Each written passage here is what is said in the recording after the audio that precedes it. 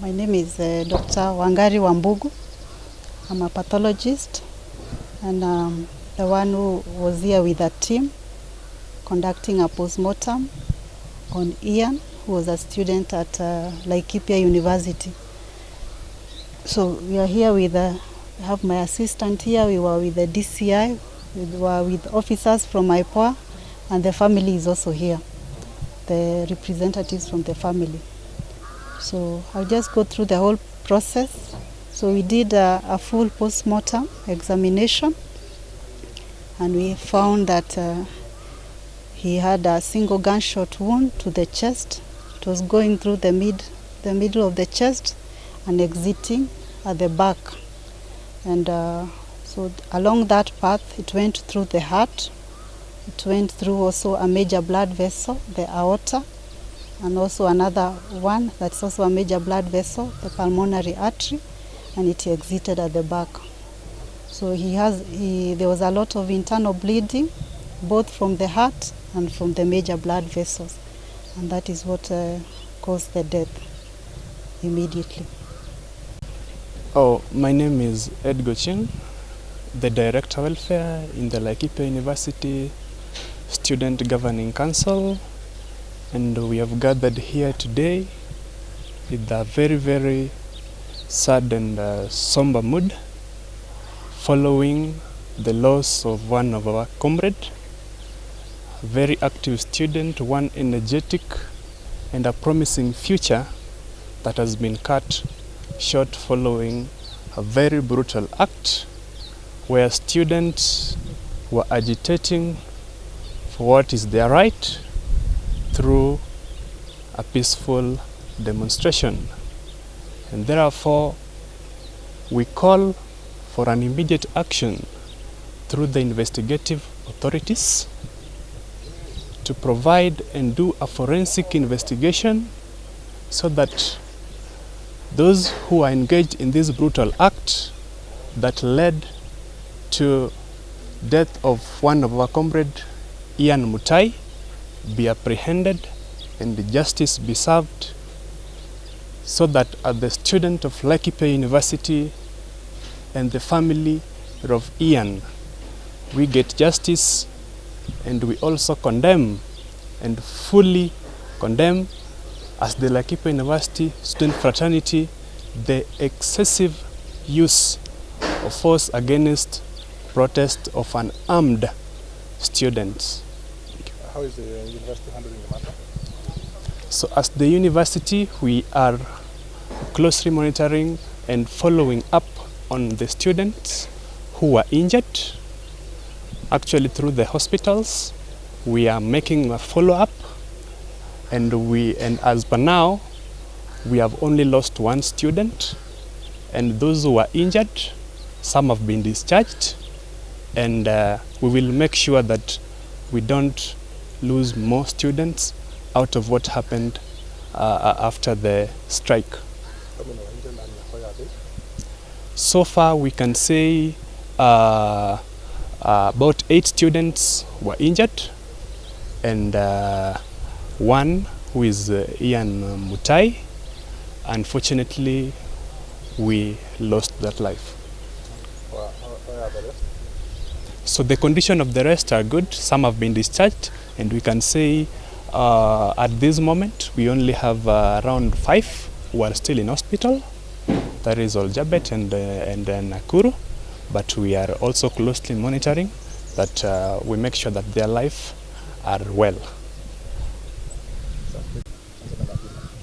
Jina langu ni Dr. George Ndiwa. Nafanya kazi kwenye hospitali ya rufaa ya Moi kule Eldoret. Hapa niko kwa ajili ya my nephew ambaye ameaga kwa njia tatanishi. Ameaga kwa njia ya risasi. Let me speak in English. That indeed the life of Ian Mtai has been cut short. As a family, we are so pained that the ambitions of a young man, the person we look up to as a tomorrow, can never speak, will never be with us, and so We only call for justice. Here, we are with a government pathologist. We are with officers from DCI, Criminal Investigation Department. We are with officers from IPOA, Independent Policing and Oversight Authority. And we want to tell them that as a family, we will cooperate fully. We will support them. We will give correct information. To us and to the world, Ian has left. Ian does not mean anything to other people, but to us, he meant everything. We call upon the government, we call upon any other investigative agency to bring the perpetrators into book. As a family, we want to see justice for Ian, so that this menace can never repeat itself. Many Kenyans are dying outside here, young people with talent, young people with ambitions, young people who would one day become governors of this great country, Kenya. We still believe in the justice system. We still believe in the governance issue. We still believe in this government. And if that belief is still there, please, we ask that we get justice for Ian. We will not sleep. We will not relent until we get justice. I want to ask the family, the student leadership to also give a comment. You witnessed the autopsy being done? Yes, this morning at around 11:30 a.m. we began the autopsy as spoken by our pathologist, and it was a comprehensive autopsy, meaning we did an overall body checkup. We found that there was a single indication of a gunshot wound that entered through the mediastinum, that is the chest, and exited right close by